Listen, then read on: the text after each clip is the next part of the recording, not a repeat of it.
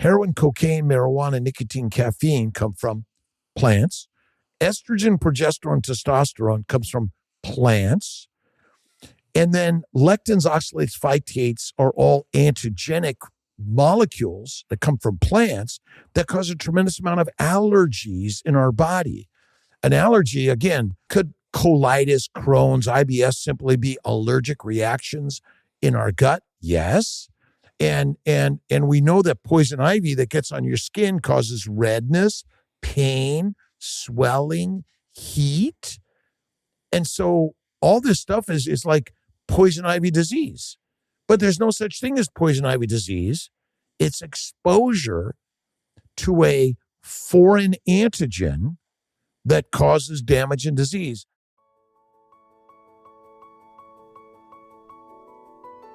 Getting pregnant and giving birth are two of the most exciting things you can ever hope to experience in this life. The moment you think you could be pregnant, you're frantically searching for all the best information, which is why you're here today. I'm Stephanie King, and with my many years of experience as a professional childbirth educator, doula, and lover of all things pregnancy, birth, and postpartum, I'm here to make preparing for your birth enjoyable, empowering, and totally easy.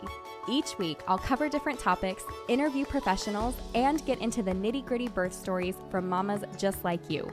And when you're ready for more, you can join me in the My Essential Birth course at myessentialbirth.com, where I take you step by step through exactly how to prepare your mind, body, spirit, and partner for a birth you love. So let's get started.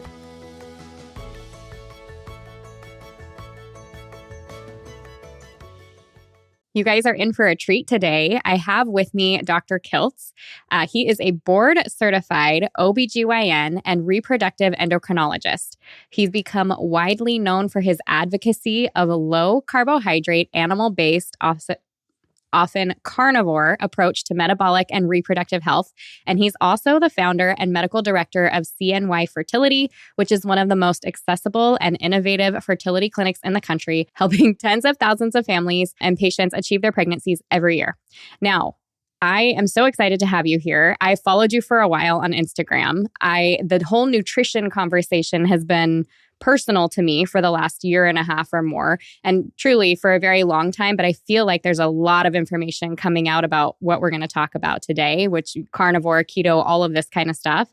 And I really love it because of how it relates to fertility and pregnancy. And I mean, even now in the United States, we've got our new food pyramid. Like, I want to dive into all of this today. So with that, can you kind of tell us a little bit about you? I'd love to hear your background on how you got started with what you do and what you do today.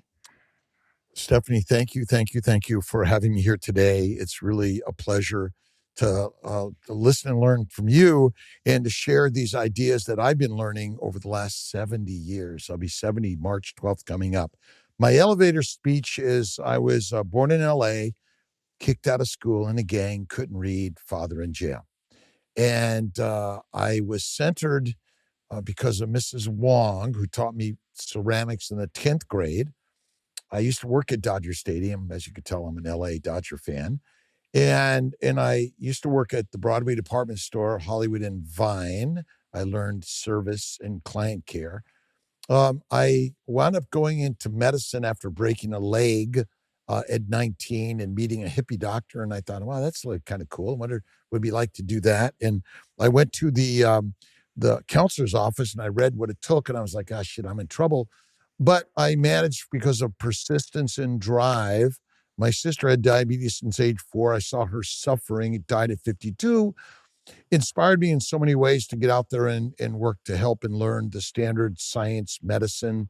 But after a while, I learned that actually what I was taught in standard medicine, nutrition, science might be wrong.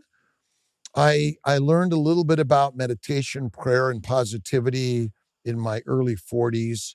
And then some of my patients were getting pregnant on a paleo diet.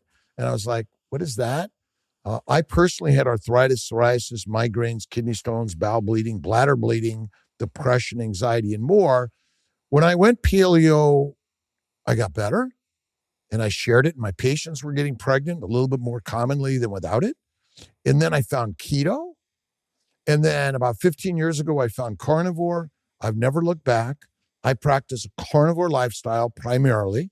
I practice one meal a day, fasting. I do 2 to 3 days a month, 5 to 7 quarterly. And I believe in the spirit over science and faith over facts, and that's my daily practice. I've grown CNY Fertility Center as the most affordable, integrating Eastern and Western medicine, integrating nutrition and lifestyle, and I've seen so much benefit in reducing inflammation. The standard pyramid food plan that government has taught us to do, and science and nutrition has.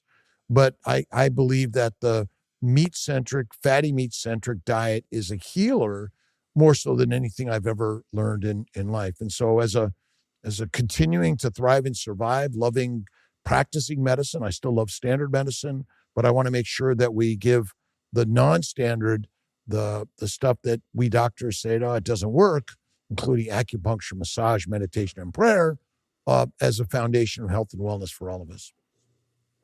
I love that. It's a pretty solid elevator speech. Yeah. And what a neat life you've lived, and what a story to have. It's interesting as I'm listening to you talk about all this, and I just think of, if you are not mainstream, you're considered quackery a lot of the time. You know, it doesn't exist, or those things aren't real. And yet people see big changes using these quackery things quite a bit. So for you to be able to meld the two like you're talking about, I think is a big deal. Well, and I was born and raised Catholic. I became an atheist, a scientist, and then he punished me. He challenged me. He stressed me. And then he said, okay, it's time. You've been in the training grounds. Get out there and share it. I wear this strongly and powerfully, whether it's Jesus, Moses, Muhammad, Abraham, David, Buddha, Lao Tse, it doesn't matter. See God in every one and practice that first. Be kind and generous and loving to your brothers and sisters around the globe. That is so important for all of us to do. And through a new ancient Paleolithic lifestyle, we're lions. And it's really powerful. The simplicity, I call Occam's razor. Simple answer is the one. We made all of this so complicated, but might it be simple? And that's the part that I love sharing. And I love talking with people like yourself, where we're sharing some wisdom that our standard medicine is not sharing yet. But the more we talk about it, the more they will. Yeah, I agree with you. You know, it's interesting. I know maybe I shared this with you when I reached out to see if you would come on the podcast, but I think it was about 1.5 years ago, 2 years now, where I jumped into a program, and what she had us doing was eating meat. And lots of it, 120 to 200 grams of protein a day, fasting, like you're talking about, walking, moving our bodies. And I came because not only did I have some extra weight, but I was also having some issues as I'm getting older, and I just hit 40. I've got teenage kids now, and my body's not what it used to be. And all of a sudden, some of these things started going away. And along with it went the weight and went up my energy. And so I was like, okay, hold on. What is this all about? And so that's what sparked my interest with all the health. And since then, I've been reaching out to health people because I'm like, I know that there's a connection. And when we're talking about infertility, I would love to hear from you what you have seen as far as the rise of infertility and kind of your thoughts behind the why, and then what you're seeing in your practice and with what you do with food. Well, diseases around the globe are on the rise in younger and younger people. Infertility is just another disease, which, in my opinion, is an inflammatory, immunologic, dysfunctional disorder for all of us.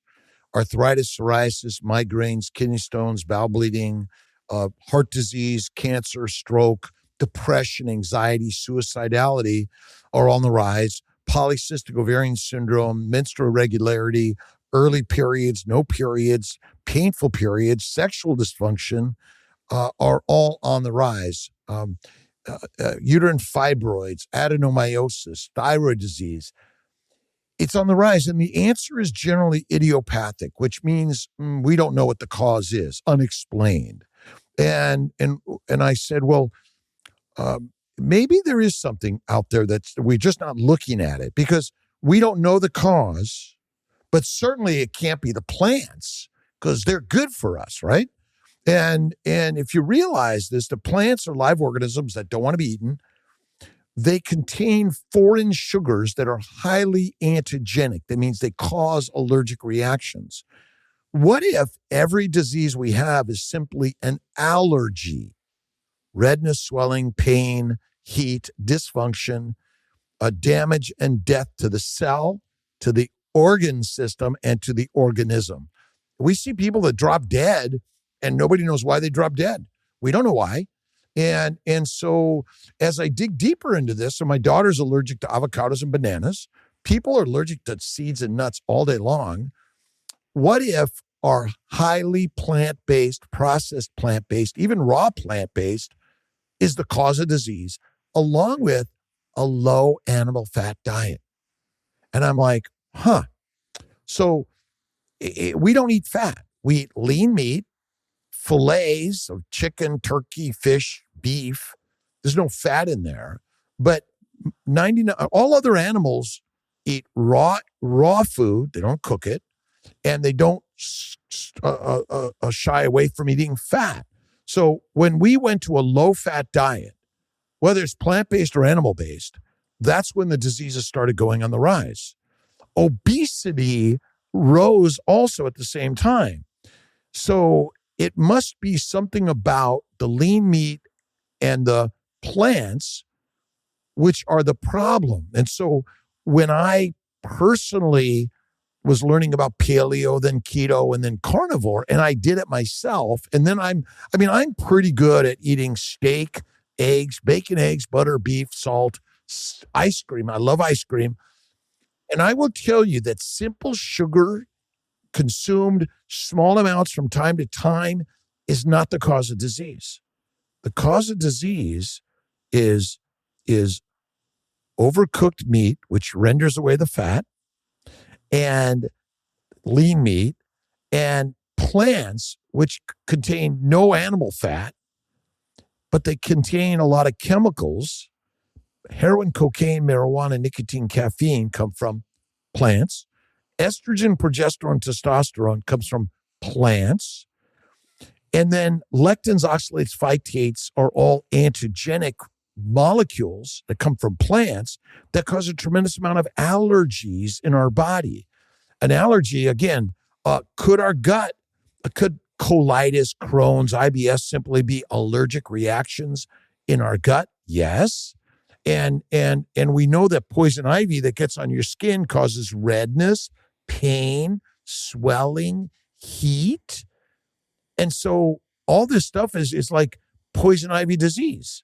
But there's no such thing as poison ivy disease. It's exposure to a foreign antigen that causes damage and disease. And one other thing about plants, they feed the microbes in the gut. Well, those microbes, the microbiome is really important for you. But what if the microbes are the killers? And James Henry Salisbury State guy who graduated Albany Medical School in 1850s figured this out, that the microbes for the men in the army were flourishing and causing pneumonia and diarrhea and dysentery and death. When he switched them from a plant-based slop diet to a meat-based diet, they got better. And the microbes were reduced. And so 3 to 6 plant-based low-fat meat diet a day is feeding the microbes, plus they're adding the chemicals that the plants make, which are ultimately our biggest cause of disease. And when I went to animal-based, 1 meal a day, I've never felt better. And it's amazing. When you eat fat, butter or lard or tallow, it suppresses the microbes in the gut, so they're not flourishing as much, and they're less pathologic. I don't know if you've ever noticed butter doesn't mold. And so when you eat fat, it's anti-inflammatory, but nobody eats fat. Even most carnivores, they overcook their meat. They cut the fat away. They're eating lean meat. Then no animal eats lean meat. They eat the animal. And they eat the bones and the skin, the head. They eat everything. We're just like, oh, ooh, I can never eat that. Ooh, you gotta put it on a special plate with a little lettuce, and you gotta garnish it and make it look pretty, right? It's just like I want my meat. I eat my meat rare to raw. It kind of looks like that. I don't know if you could see the ribeye steak that I love to eat. Yeah. And again, it's counter to everything you and I have been taught by the food pyramid, which basically the government ain't fixing us. We're doing this through social media. I was just kicked off YouTube for a week for something stupid. I have no idea what it was, but we have a platform, and that's why we do the meetups and we go around the world and we talk to people and we share these. I write books and love to be on people like yourselves show where we can really talk about this. And I'm just a regular guy. We're human beings. We're not different. We're 99% the same. We're all getting the same diseases out there. You and I are not unique and different, although you're a woman and I'm a man. And ultimately, the carnivore diet, faith and fasting are the best things for all humans. And I recommend that if you're not getting pregnant, or you're having pelvic pain or mental pain or suffering in some way, carnivore is the crazy cure of life. Okay, tell me a little bit about then when people come to you, say that they start this diet, and you've got your whole, is it BEBBIS? Do I have that right? Yes, the baby's diet. Bacon, eggs, butter, beef, baby's diet. ice cream, salt. I mean, because I make babies. It's pronounced babies. Even I though love it. EBBIS, and the I is Kiltz's ice cream, which is cream, eggs, vanilla, and you can throw in a small amount of cane sugar. That's not the problem. But, if you want to use some allulose or something else, that's okay too, or nothing. Yeah. Okay. So for people that come to you and say that they start eating like this, how long does it take for them to see a difference in anything that you just mentioned? So if you had a 6-pack of beer, how long would it take for that beer to wear off and your body to feel back to normal again? I don't know what that is. Hours, days, weeks. Now, think about it. If what's sitting inside your bowels is being absorbed into the gut, into the bloodstream, and you eat something today, but it takes a few days to go all the way through the gut into the colon and out through the bowels.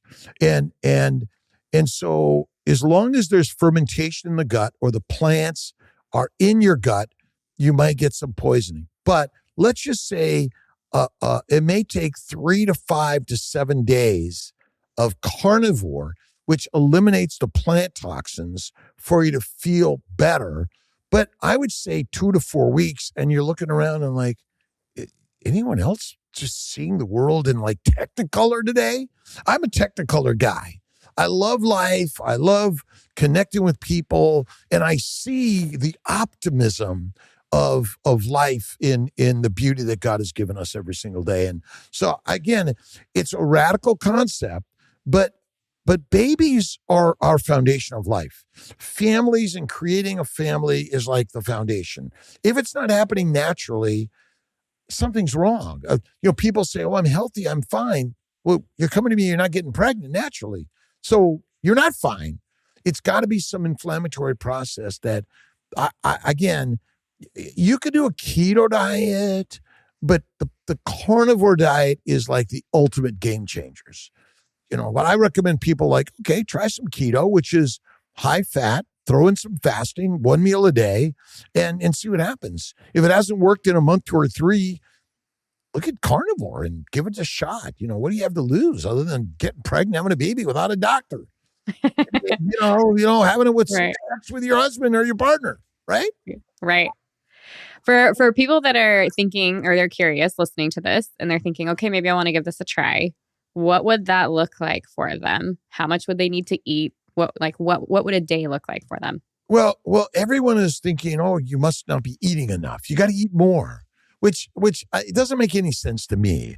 I always say fatty meat, bacon, eggs, butter, beef, Kiltz's ice cream, salt. And again, you don't need the ice cream. A lot of people can't tolerate the milk products because milk is really for babies, not for adults. And you might, go right there. I just eat till I'm full and then go from there. I tend to eat 1 meal a day at night. People say, oh, breakfast is the best meal of the day. Listen, when you got up in the morning in the savannah, there's no cupboard or refrigerator to get your food. You had to go hunt and gather it. And so usually that's an all-day affair, if not more days. But I think the best meal is the evening meal. And what do you do when after you're full? God, I'm so tired. I wonder what's going on. Let me get some coffee. No, go to bed, take a nap. But I think, again, you got to focus on the fat, not the lean meat. And so, it's going to be playing it, whether it's ground beef or strip steak or rump steak or prime rib. You got to find the thing that fits you. Now, some people do chicken, fish, turkey, but I don't think they're fatty enough, in my opinion. But you could start there. Start with something that's animal based as a good start. And again, if it's 3 meals a day is what you're used to, that's okay. Start there, and don't worry about the fasting right now. But and I've got books. I got my baby's book. I've got my Kiltz Keto Carnivore book. I even have a Keto for Fertility book with Marie Emmerich out there that you can also get and try out. But this is the beauty of carnivore. Like I don't even need a recipe book. I just whether it's an air fryer or a cast iron pan on the stove, or you're throwing it out on the barbecue, it really is so amazingly simple to do this. And no other animals like, what macros do I need? Or like, you have a recipe book for that? I mean, no other animal asks that, But I grew up in the 50s, 60s, and trained on boxed cereals and plant-based, mostly chips and salsa and all sorts of processed things. I love Coca-Cola. My favorite meal in the universe was a Big Mac fries and a Coke. And my dad too. I would tell you that, if you have it once, like forever blue moon, it's not going to kill you. The problem is I was doing it like every day. And when they built a McDonald's right near school, I mean, it's like, hallelujah. And did I know why I had ADHD, OCD, couldn't read? I was kicked out of school. I look back at it now and realize, wait a minute, the food I was fed and then the food I was trained to buy and eat was the cause of all my problems. And so I rarely drink alcohol. It's not good for you, by the way. I'm not suggesting you ever touch it. I fly airplanes, I drive cars, I live with another human being. They're all dangerous. But you got to pick your dangers in life. And I think that there's so many people like yourself and many other people out there sharing recipes. Jenny Mittich is coming over. We're doing Friday. We're doing a cooking show. I got Courtney Luna. We're doing something. Miss Marie Emmerich and I have done some stuff, and we're really sharing these ideas around the globe, and got to make it fun. You got to laugh at Kiltz, and you got to laugh at yourself for such crazy stuff. All right. How about we take a moment and talk about insulin? Because one of the things that, right, when we go carnivore, this is kind of this main thing. And I feel like it's a big topic of conversation right now because we've got Ozempic and the GLP-1s, and it's just everywhere. So will you talk about insulin? Okay. So there's nothing wrong with your body. Nothing wrong with your insulin. You're poisoned by a plant protein low-fat diet. It damages the liver first, and then it damages every other organ system in your body, including the pancreas. Insulin is made in the islet cells of the pancreas. It's a digestive hormone or enzyme, whatever you want to call it. It's a molecule that's released into the bloodstream directly through the hepatic portal system to the liver. Insulin's job is to convert amino acids from proteins and simple sugars from glycans to fat in the liver. That's insulin's job. Insulin's job is not to regulate your blood sugar. It's to convert dietary sugars and amino acids into fat in the liver, because if you can't make fat, you die. And so we see a big surge in obesity around the world, do we not? Right. Yeah. Is that pathologic or biologic and physiologic? Is there something wrong with you for getting fat, or there is actually something right with you in getting fat?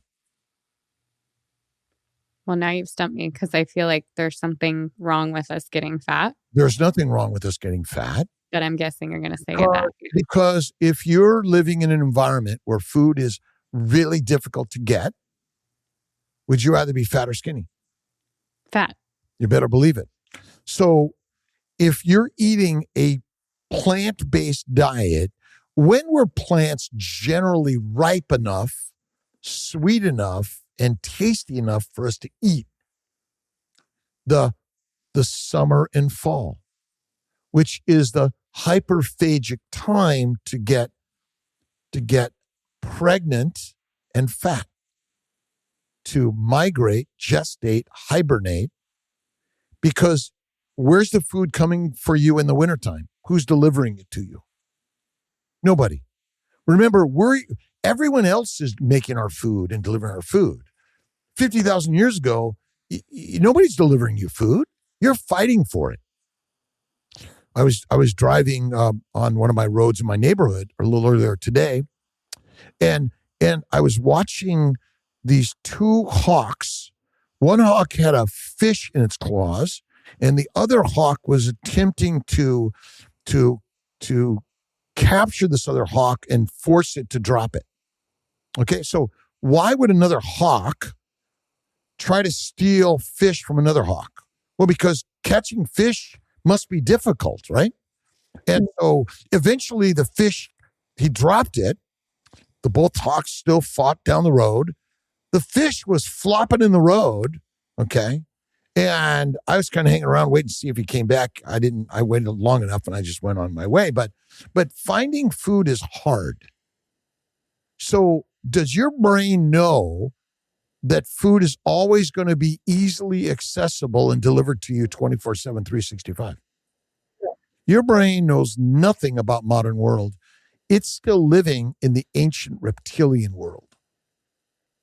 Fight, feast, and make love. That's it. Okay? That's what our world is today, right? We're fighting this world. But insulin is doing its job. In a stressful environment, your brain says something bad is happening and you're going to have to migrate, run, hide, and you're not going to have food. So cortisol and epinephrine and puts in the hyperphagic world, right? And then insulin's just secreted because you're eating what? Amino acids and sugars. Okay. And what aren't we eating? What is not in our diet? Protein? Fat. Nobody's protein deficient. It's another lie. Now, see, it's a beautiful lie because all right, we're gonna get away from carbohydrates and sugars. Now you focus on protein, a high protein diet, right? Who's deficient in amino acids and proteins that you know of? I mean, I don't know. Who has no muscles? Okay. Vegans. Well, but again, they're inflamed. They have muscles, but they're inflamed. Obese people that are carrying around an extra 100, 200, or 300 pounds, are they strong or weak? I mean, you have to have some amount of strength to be able to do that. Okay, if I gave you an extra 100 pounds to carry around all day, could you do it? No. No, you could not. But I'm 150 pounds, 5'6", all right? If you gave me 100 pounds to carry around all day, I could not do it. Are there people 250 pounds, 5'6" all day long, carrying around their weight and going to work and doing all their stuff? Mm-hmm. Are their muscles strong or weak? I would have to say strong. You better believe it. Do they have strong bones or weak bones? I'd be curious about that one. I want to say strong by what you're talking about, but then I feel like I've seen things that show smaller, weaker bones on heavier individuals. Well, but that's maybe partially a lie, but you're right. Osteopenia, osteoporosis is an inflammatory disorder that damages the osteoclasts and osteoblasts and cause inflammation and damage the laying down of the calcium along with the rest of the matrix of the bone marrow. And so our problem is inflammation and a low-fat diet, not a low-protein diet. But nobody cares about fat anyway, and we're all fat phobic, and we're basically judgmental against obesity and fat. So who cares if we discriminate against fat people or fat anyway? So we've gone from carbohydrates now to focus on, you need more protein. You need some aminos. I'm sorry, you don't have a problem with that. You have a problem with inflammation. Okay, I have to question you here. I am genuinely curious. So when I started teaching birth classes, we'll say I had my first baby over 17 years ago now, and I started learning about some of this. Are you familiar with Dr. Brewer's work at all? Not in detail. Okay. So what he did was he had two groups of people. He thought diet was a major issue. His had to do with preeclampsia and gestational diabetes that he was studying. And he took these two groups and he said, this I'm going to give a very high protein. And his high protein was 80 grams or more of protein a day. They're going to have a couple of vegetables or whatever else. The focus was on protein. Like everything happens with the protein. Liver, if you like it, once a week, a couple of potatoes once a week, whatever. But the focus was on the higher protein. The other group, he said, you guys eat what you want, no big deal. When he came back at the end of those pregnancies, of the group that ate his high protein diet, and it wasn't specific to fat at all. In fact, he said a few pats of butter, salt to taste, that kind of thing. None of them tested positive for gestational diabetes or preeclampsia, where the other group did. And I know that that's not just the protein that we're talking about. However, we do see that when you add high protein, be it fat or not, we do have positive things that happen. So I'd love to hear more about that. Nobody eats protein. They eat animals or you eat plants. Every cell of every plant, every cell of every animal contains amino acids, simple sugars, and fatty acids. So I think it's our language. Okay, it is true when you increase meat, right? There tends to be more fat in the meat. Okay, so really what you're saying when you say protein is you're saying meat. Right. Correct? Okay. Sure. Mm-hmm. See, again, we have to be because if you looked out in the word protein is a scientific word. Because really, do you know how many amino acids or fatty acids or sugars were in exactly what that person ate? No. Okay. So eat meat by Schlank 3 times a day made people healthier. So when you're using the word protein, what you're meaning is meat and animal meats and the liver. Which organ system of the body is the highest in fat besides the adipose tissue itself? The liver. Okay, why is the liver so full of fat? Well, according to what you said, it's because insulin's doing its job, right? Well, the liver is also doing its job because the job of the liver is primarily to make fat. So what does a type 1 diabetic look like? Fat or skinny? Fat? No, they're skinny. Oh. Okay, hold on. Back up. Well, again, a type 1 diabetic without insulin. Okay. Remember, there's no pharmacological, there's no pharmacology. There's if you have no insulin in a world that eats a plant protein, low-fat diet, you're dead. Okay, yes. But if you eat a ketogenic diet or a paleogenic diet or a carnivore-genic diet, in general, you're eating adipose tissue or fat. And a ketogenic diet is a high-fat diet. A paleogenic diet is a high-fat diet. And in general, a carnivore diet is supposed to be a high-fat diet. But if you're eating filet of fish, filet of chicken, or filet of meat, is there a lot of fat in there? No. No. So what 2 organ systems must you have healthy? Pancreas, insulin, liver for de novo lipogenesis. So in everyone's obesity, the huge uptick in obesity How many people do you know are eating a stick of butter a day? None. How many people are eating lard by the tubful? None. When you boil French fries in oil, is it soaking up all the oil or it's just boiling the food at a higher temperature? Both. No. If you put your potatoes and boil them in water and then you take them out and you let them just sit there for a couple of minutes, you cut them open, are they soaking full of water? No. Then why is somehow when you fry them in oil, we think they're soaking full of oil? They're not. I mean, they're super greasy. I'll give them that. No, that's just the outside for a short time. But in general, if you just let them sit there, they're not soaked in oil. That's true. They're boiled in oil and oils boil at a higher temperature. So you're simply boiling your products at a higher temperature. So there's a simplicity to this. Insulin resistance is liver damage.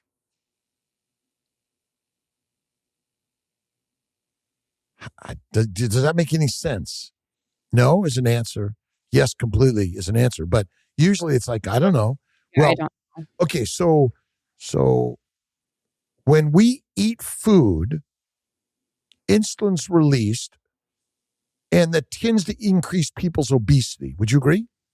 Sure. You can eat all you want. If you have no insulin, will you get fat or will you get skinny? Skinny. Okay.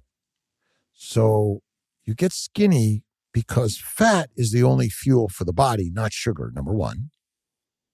Number two is if you have failed livers, cirrhosis of the liver, are you fat or skinny? Skinny. Because your liver cannot make fat. So insulin resistance, what happens is, let's just say you have a functional liver, you have normal insulin secretion, you eat a meal full of sugar. Sugar goes up in the bloodstream, insulin goes up. In the liver, it's quickly converted to fat, lowers your glucose level. After time, because usually these things happen over long time intervals, as your liver gets damaged, your liver function drops, glucose levels rise because they can't be converted to fat fast enough. Insulin levels rise. And so now you're fasting glucose. It takes longer for the glucose levels to drop because it takes them longer to be converted to fat and very low density lipoproteins. Eventually, the liver fails and you can't convert sugars to fat anymore and you die. Because what's the standard diet around the globe? Fruit, fiber, vegetables. But it's fruit, fiber, vegetables, seeds, nuts, processed plants, lean meat. There's no fat in the standard diet. Even when it comes to the new food pyramid, which I call the Bermuda Triangle, there's no fat. It says keep your fat to less than 10% of your calories. Now, if you're eating fatty meat, eggs, butter, cream, and cheese, you're getting more calories than 10%. And as a carnivore, bacon, eggs, butter, beef, and salt, am I getting more than 10% of my calories from fat? Of course I am. And that's how you want to eat. But now if you gave a liver failure patient or a type 1 diabetic adipose tissue, if you got the cow's fat and just said, here, eat this, you'll actually be healthy. Now, you did need some insulin to convert the small amounts of amino acids and sugars in fat cells. So I don't know how long you really get away with it, but it is quite remarkable. So a bear that hibernates for 6 months, gestates up to 4 baby bears, pretty amazing, and loses no bone mass, no muscle mass. 6 months of hibernation and gestation. How come they don't lose bone mass or muscle mass? Because I don't have an answer. They lose only adipose tissue. Because what's the function of fat on your body? One, it's the only source of acetyl-CoA, ketone bodies, and energy. Two, it contains amino acids, simple sugars, and fatty acids, and cholesterol, the building blocks of your body that is there for autophagy, repairing dead and dying cells, right? Apoptosis, the cellular death that's built into every cell of our body, right? And ultimately, we've given fat a bad rap. But if you're not fat in a famine, you're fertilizer fast. And why is a voluptuous woman more reproductively valuable than a skinny anorexic woman? Because fat is required for reproduction. It's a highly macromolecular in need, wrong word, abundantly needed substance to build your baby. And your body, you're not giving amino acids from your muscles, and you can't do that. You need your muscles and your bones and your body to move, but your fat butt, fat boobs, fat thighs, and fat belly, and your fat in your visceral fat and your subcutaneous fat and your perinephric fat and your intramuscular fat is the fuel for every cell of the body and the building block. It's really, there's a simple story to all of this. Science makes it complicated. Randall cycle and Krebs cycle and all this stuff. But if I observe a human being, I don't eat for a month. I didn't eat for 15 days. I lost about 10 pounds. Gained it back. Okay? Why? Because your body's not dumb. Like most people that lose weight gain it back, don't they? Mm-hmm. Because that's their set point. They've created for so long. They've got to change their environment, their mindset. We're lions, not sheep. We're wolves and lions, not dogs and cats. You put the food out for dog and cat, they'll eat it all day long. A lion doesn't touch it. But once you've been domesticated, you've learned the sweet spot of plants and protein and low fat. Your brain says famine, hibernation, migration, gestation. I better eat away and get fat because pretty soon there's no food. And so you don't have the willpower to not eat food. You know that? Human beings do not have the willpower to not eat the sweet food that was available seasonally. We're omnivores. We're more like bears than we are lions or wolves. Because when the sweet berries are out, what do we want to do? We want to eat them, right? So it must be that our DNA says, eat the sweets, eat the honey, eat the ice cream, eat the milk. I mean, listen, we are producing and giving you milk, but no adult cow is going to let an adult cow drink milk from it. You know that, right? Right. And so, but if they were bottled, the cows are drinking the shit too. And why do we drink milk? Well, because someone provided us and say, here, this is good. And what gets a baby fat? Milk. Mother's milk. Yeah. And if a baby doesn't get fat, they're screwed if mommy dies or mommy's milk dries up, aren't they? Mm-hmm. And so I'm wondering if there's a simpler story that we've made out in science. I call it scientism. We've made a marketing scheme out of science. It's as powerful as spirit now. And we believe the spiritual story less and the scientific story more, when in fact the scientific authorities are just a marketing a company for the people who control the message. And you're a lioness and a lion, And you've been domesticated. It's as simple as that. Basically, why do we want to eat all these tasty morsels?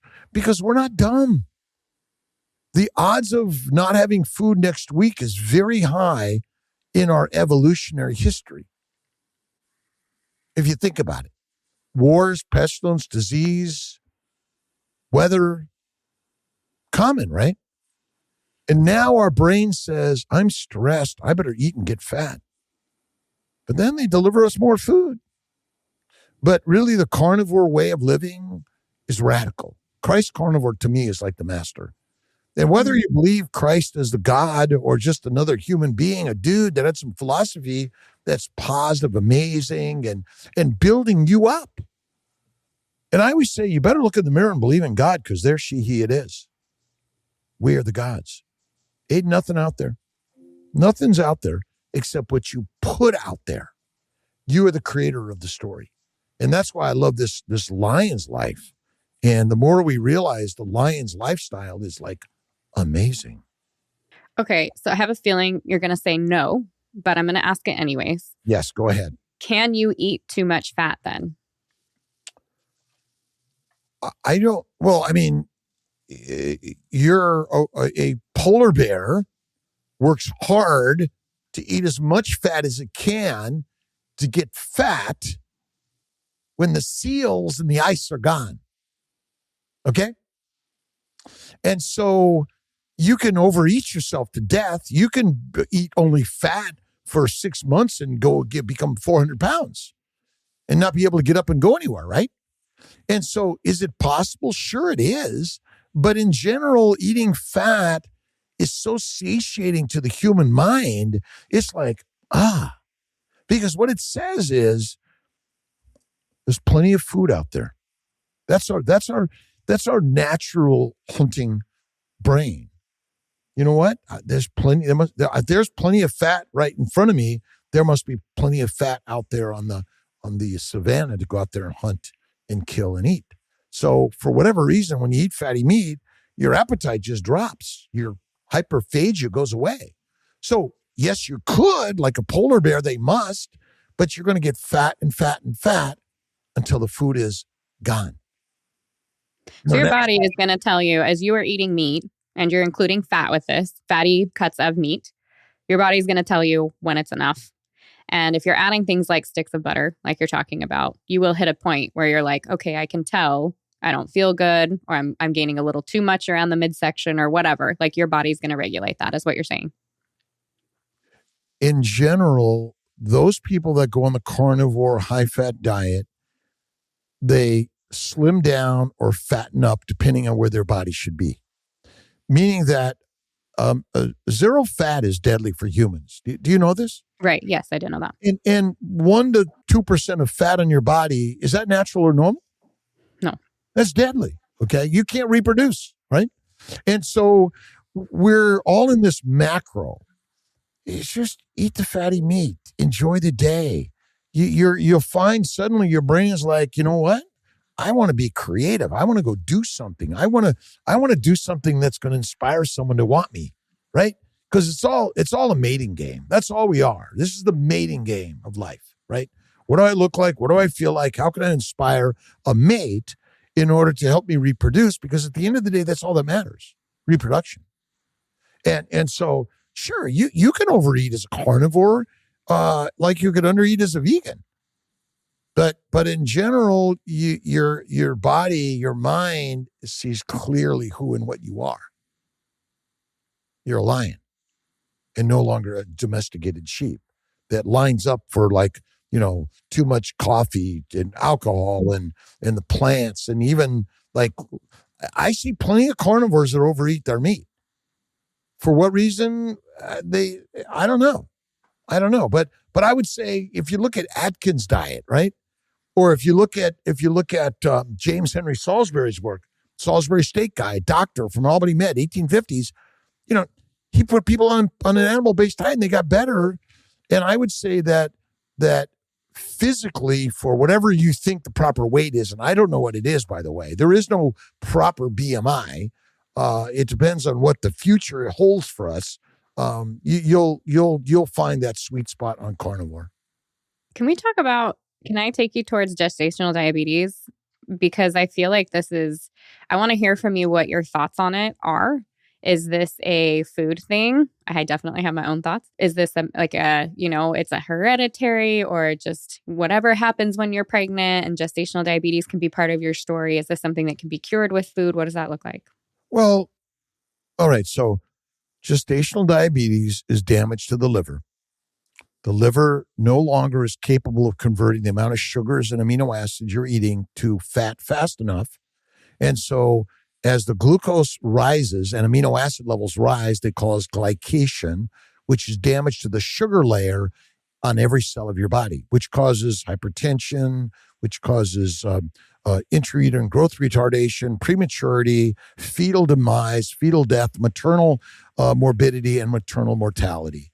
And so ultimately, plant protein, low-fat diet and 3 to 6 meals a day, as the American College of OBGYN recommends, is the cause of most disease. So if you go to a carnivore ketogenic diet, increase the fat. When you eat the fat, it reduces inflammation. You reduce the glucose and amino acid load in your body because you're eating less frequently. You feel better. You reduce the incidence of type 2 diabetes, gestational diabetes. They're all kind of the same, basically. Gestational diabetes is a form of type 2 diabetes, essentially. Type 1 diabetes, you have no insulin. Type 2 diabetes, you have plenty of insulin, but somehow your glucose levels aren't going down fast enough. That's liver damage. And so ultimately, a plant protein, low-fat diet in 3 to 6 meals a day is not a typical normal human diet 50, 100,000 years ago. But it is a domesticating diet. Because if you need a food pyramid or a food triangle or my plate to teach a human lion how to eat, that's where we're messed up. The government is fricking things up anyway, and they cannot help you as a wild human being, but they'll help you become a domesticated slave, soldier, peasant, and prisoner. So listen, I see this in my business every day because infertility is essentially is a pre-diabetic or a type 2 diabetic or a pre-gestational or gestational diabetic problem, which is plants contain sugars that are allergenic, immunogenic. The sugars ferment in the gut that makes alcohol, aldehydes, heat, and gas, and methane.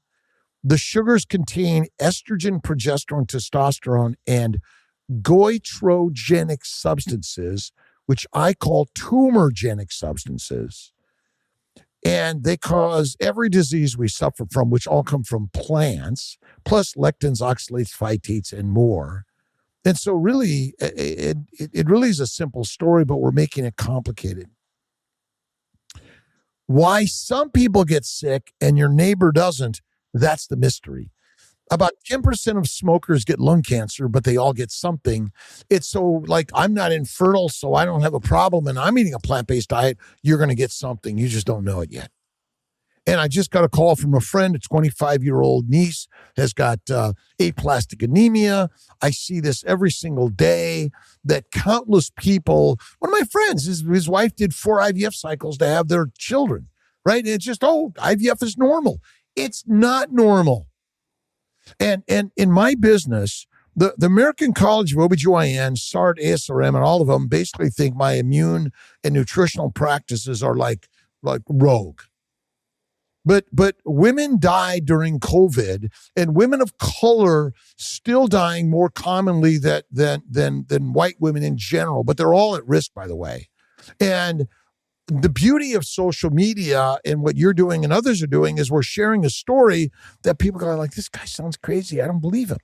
Okay, don't. But if you're not getting what you want on your standard diet, why not change it? Listen, you could be a vegan technically and do keto, but technically there's no fat in plants. There's industrial oils that must be extracted from a plant. But an animal, you know what fat looks like. And most people, even carnivores, cut it away. And I see skinny carnivores that are like over skinny. Like I got some fat and I don't mind it. Well, maybe a little bit I do. But I go to the gym and I do my weights and walking and faith and practice of meditation and prayer. God is all there is. And look in the mirror and there it is. That's so simple. But so the number of women that are infertile on the rise, gestational diabetes on the rise. Everyone's getting a GLP-1 or they're getting a continuous insulin drip, right? Which is deadly for humans, right? If you just didn't eat so frequently, is it hard not to eat? Sure it is. But when you go carnivore, and again, my crazy babies diet, right? I got my crazy shit I shared every day. And, I am nuts and I don't mind it. But you have how many children? I have 5. 5 children. What's the most important thing to you in your life? My children. Your children, right? And so, this is I don't know if you could see that. It might be a little hard. It's called the baby's diet. Maybe a little difficult to see, but bacon, eggs, butter, beef. And it's, just go to drkiltz.com, look at our books, look at our ideas. I write books. I use AI to help me write my books. Jeez, a ghostwriter AI. I put in all my stuff. They gather all my stuff. I make my corrections. Boom, my stuff is out there. And I think that is really radical what we're learning today and what you're learning. But our children are the most important thing in the universe. And again, my grandson, Julio with the G. Oh my God, it's like amazing. I have one child, Pilar. Just delivered Julio. Is he'll be a year, February 17th. But again, our job is to help men and women be healthy, boys and girls be healthy, young and old be healthy. And the carnivore lifestyle is counter to the standard system. And immunology is really, we're destroying our immune system and cancers are on the rise, depression, anxiety, suicidality, all the shit, craziness on a plant-based protein, low-fat diet. Again, no animal eats proteins. You either eat plants or animals. That's it. And again, we're eating processed food. I don't care what you're eating, it's processed. And most of it is lean meat. And lean meat is not what you want. You want to eat fatty meat because that's how you keep the microbes at bay. Well, and I'm glad you're talking about this too, because you're talking about children. And I think what we're seeing now is a couple generations worth of doing it wrong. And so now we're seeing that now we're being taken out in the sense that, we can't reproduce. So that's the world saying something's really wrong. Like you are not worthy to do this anymore. Your body is not, capable of doing this because of what we've done. And so we're giving birth to these babies that must not be as healthy because of what we're doing. And the cycle continues. So I think it's really important. I love that this conversation is happening right now and that we're seeing such a big movement this way, because everything that we're doing for our bodies, even being able to get pregnant, but the process of taking care of our bodies prior to getting pregnant and during pregnancy is making for healthier babies, which is going to give them, longer lives, healthier lives, and all of that too. So I think it's really, really important. Well, if you think about it, we're not born to be doctors, lawyers, mechanics. We're born to be moms and dads. Yeah. And we've lost our way. The birth control pill is a deadly pill. The IUD is harmful. Even condoms and diaphragms, I think in general, are giving us the wrong idea and impression that sex is for entertainment and forgetting the fact that bonding in sex is critical and caring for our families and our partners is critical. But because we're all brain damaged due to the diet and the lifestyle we're living because of the diet, we can't think like our natural selves to care for our families, our brothers and sisters. And again, if you're healthy but not reproducing naturally, you're not healthy. There's something wrong with you. And again, it's happening younger and younger and younger. And our job is to work on ways that we can help each other be healthier. And this carnivore lifestyle, I don't care. You can eat some plants. You can be primarily a plant eater, but cook them well, add animal fat, eat less frequently, have faith in God and look in the mirror. There he it is. And help other people in life. do something hard, something that maybe you're afraid to do. It's kind of, you're anxious about it. You're worried about failure. I mean, we're born to challenge failure. We're born to fail at failure, actually. Hmm. That means you succeed. I'm the biggest failure in the universe. I fail at failure. Keep succeeding. And ultimately, if you're not caring for your children, care for your community's children every single day. All right. Before we jump off, can I ask you to hit up some mindset?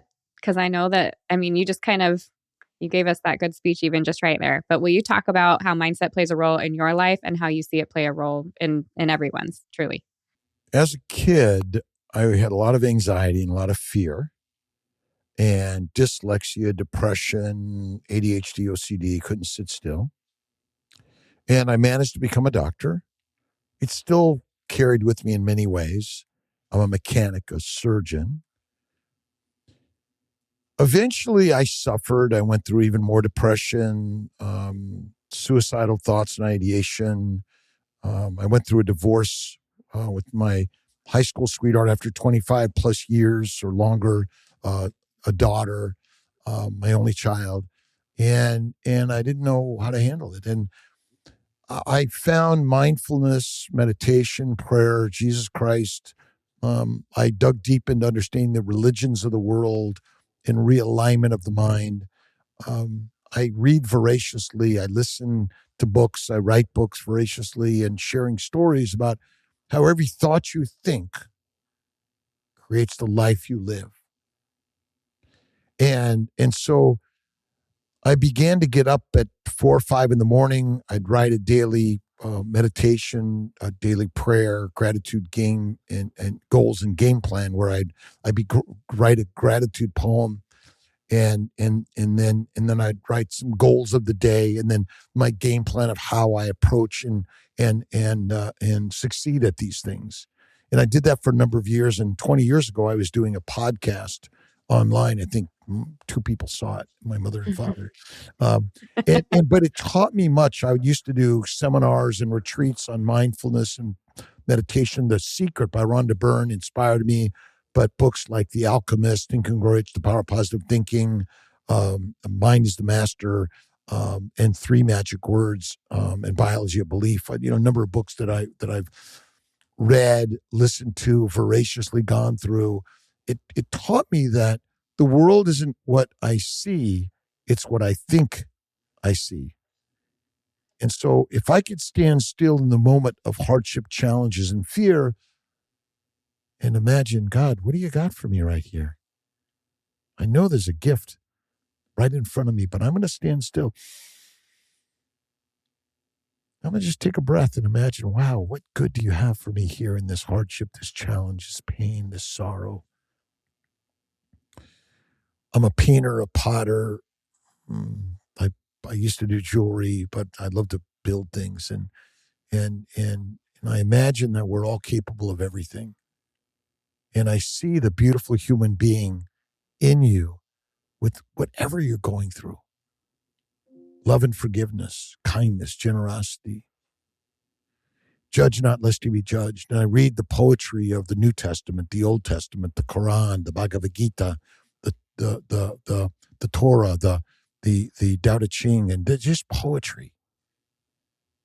And, I can't read or I can't do that. I'm not that smart. Well, those are only true because I taught myself to continue to say it. But now it's like, I'm a poet, a potter, a painter. I'm a master at life. Breath and smile. And I've written some books, Daily Intentions, Daily Inspirations, and I've got a new book called Christ Carnivore coming. And I'm inspired by the books that others have inspired me to add to that and write more and add to the story. And ultimately, whether it's Christianity or Islam or Judaism or Hinduism or it's just you believe in the power of the sun gods or the power of spirituality, Everything is just a story. Tell yourself the most amazing, beautiful story and positive story wherever you're at. Even if you're sitting in a jail cell, imagine that God put you here from some mission of goodness. And I love you. Thank you. Thank you. Thank you for that. Thank you for being here today. Will you please let everybody know where they can find you so they can connect with you and your work and your books and all that? And I'll make sure that all of this stuff goes in the show notes as well and gets sent out an email this week. drkiltz.com, and usually spelled out DOCTORKILTZ.com or kiltzhealth.com or however you spell it. And we're out there on YouTube, Facebook, Instagram, TikTok. But I'm not perfect at being out there. I sometimes take a break, and I love it all, but I find myself doing other things. Like I'm on my bike riding, listening to a book, or I'm taking a walk, or I'm going to the gym and hanging out and talking to people, or going to the office and talking to people and getting inspired by listening and learning from others. I mean, that's why I'm here every day. And the more I do this, the better. And we're alive to fail and fall forward, and then push yourself up. And usually someone's going to grasp you and lift you up. You're going to dust yourself off and keep moving. And we're all out there to meet each other. So come to a meetup, a Kiltz Mighty Tribe meetup, or come online with us live every day at 6 a.m. Eastern time, Monday through Friday. That's our main days. And Dr. Nelson has really helped, and Ali has really helped, and we're adventuring it and sharing with others like yourself. So thank you for having me on today, and God bless everyone. Thank you. If you loved what you heard today, the very best way to support this podcast and help other moms to find it is to leave a quick review. I read one at the beginning of the episodes, and I would love for yours to be next. And if you're ready for even more pregnancy, birth, and postpartum goodness, come join me in the My Essential Birth course at myessentialbirth.com, where I will hold your hand and walk you through pregnancy and birth step by step so you're totally prepared for a birth you'll love. See you next week.